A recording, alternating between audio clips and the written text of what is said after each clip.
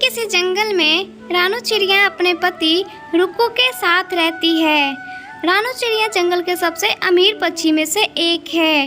रानू चिड़िया और रुक्कू कबूतर की एक बेटी है जिसका नाम है टुनटुनी। टुनटुनी बचपन से ही बहुत खूबसूरत और बहुत घमंडी पक्षी है। टुनटुनी को अपनी खूबसूरती का बहुत ज़्यादा घमंड है। एक दिन टुनटुनी जब तैयार हो रही होती है तभी उसके पास एक दासी पक्षी आती है। वो कहती है, ये लीजिए टुनटुनी जी, आज चमेली के फूल नहीं मिले इसलिए गुलाब का फूल लाई हूँ। ये क्या कह रही हो तुम? चमेली के फूल नहीं मिले और गुलाब का फूल लेकर आई हो?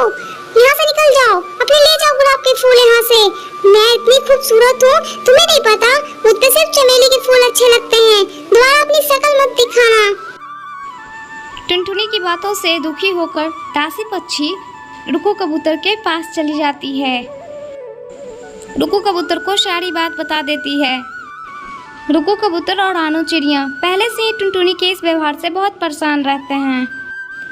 ऐसे ही कुछ समय बीत जाता है और एक दिन टुनटुनी जब अपने घर के बाहर बैठी हुई होती है तभी वहाँ बुलबुल चिड़िया आ जाती है। टुनटुनी बुलबुल से कहती है, थोड़ा दूर ही रहिएगा मुझसे। आप जैसे काले पक्षी मुझ में सटिएगा तो कहीं मेरा चेहरा खराब न हो जाए, इसलिए थोड़ा दूर ही रहिएगा आप मुझसे। ये कैसी बातें कर रही हो तुम टुनटुनी? मैं अगर काली हूँ तो तुम्हें छूने से तुम काली नहीं हो जाओगी। रंग गोरा या काला छूने से नहीं होता है। चुप रहिए, मैं ये सब नहीं जानती। मैं बस इतना जानती हूँ कि आप काली हैं और मुझे छूने की कोशिश मत कीजिएगा। क्या पता मैं आपकी तरह काली हो गई तो? टुनटुनी की बातों से दुखी होकर बुलबुल चिड़िया रानू और रुक्कू के पास जाती है। रानू रुक्कू को सारी बातें बता देती है। मैं जानती हूँ रुक्कू भाई, तुमने उसे बहुत लाडों से पाला है, लेकिन इसका ये मतलब नहीं है कि उसमें इतना अहंकार आ जाए। तुम्हारी बेटी में बहुत ज्यादा खूबसूरती का अहंकार आ गया है। अगर अभी नहीं संभाले तो बाद में परेशानी हो सकती है। ऐसा कहते हुए बुलबुल चिड़िया वहाँ से चली जाती है। रुक्कू कबूतर बहुत परेशान होता है और वो रानू से कहता है, हमने अपनी पक्षी टुनटुनी को कुछ ज्यादा ही लाडों से पाल लिया है रानू। उसमें ये अहम और अहंकार आ गया है कि वो बहुत खूबसूरत है। उसे उसकी खूबसूरती का बहुत घमंड हो गया है और यही मेरी परेशानी है। आप बिल्कुल ठीक कह रहे हैं पति जी। हम भी बहुत समझाने की कोशिश की है टुनटुनी को, मगर वो है कि मेरी बात सुनती ही नहीं है।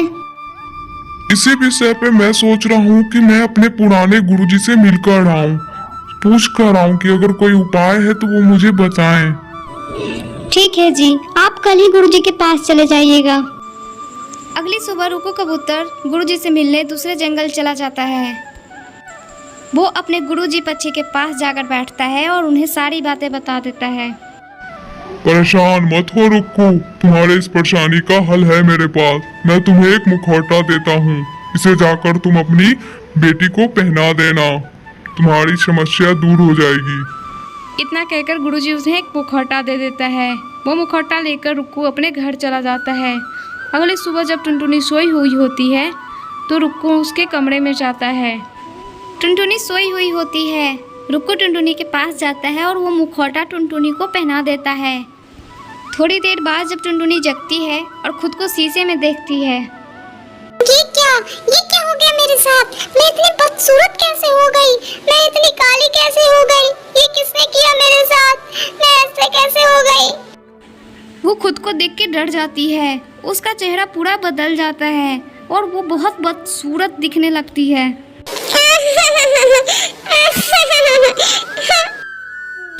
मैं नहीं रहूंगी यहाँ, मैं यहाँ से चली जाऊंगी। मुझे सब ऐसे देखेंगे तो मेरा मजाक उड़ाएंगे। मैं यहाँ नहीं रहूंगी।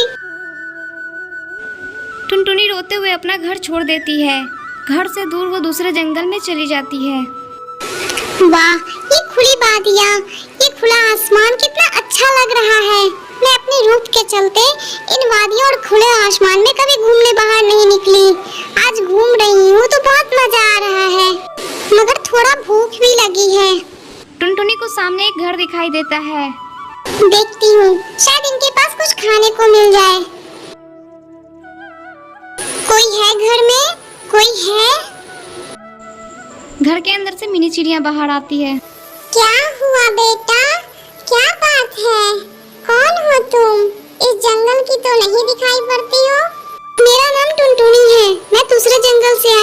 और कुछ दिन यहीं रहना चाहती हूँ।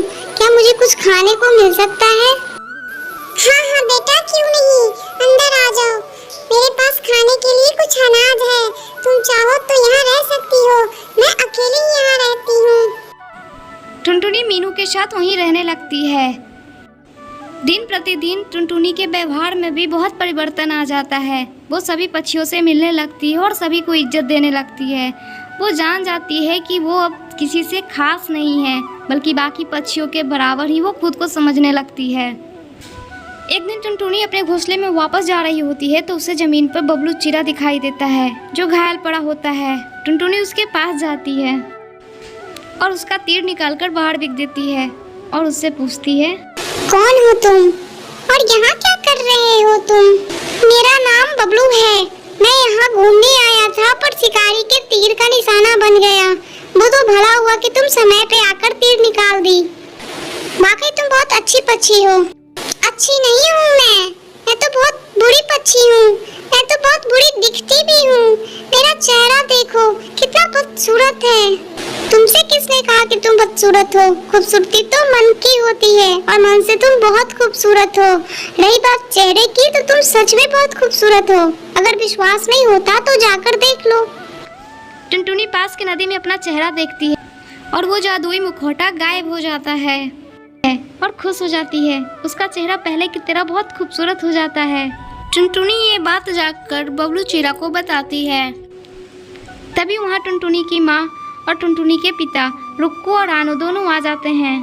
देखो माँ, मैं पहले की तरह खूबसूरत हो गई। मुझे मालूम है बेटा, मुझे सब मालूम है। मुझे माफ कर दो माँ, मैं अपनी खूबसूरती की वजह से बहुत अंधी हो गई थी। पर मैं ये बात समझ गई हूँ कि ये खूबसूरती तो बस दिखावा है, असली खूबसूरती तो मन की होती है। टुनटुनी को अपनी गलती का एहसास हो जाता है और सभी खुशी खुशी रहने लगते हैं।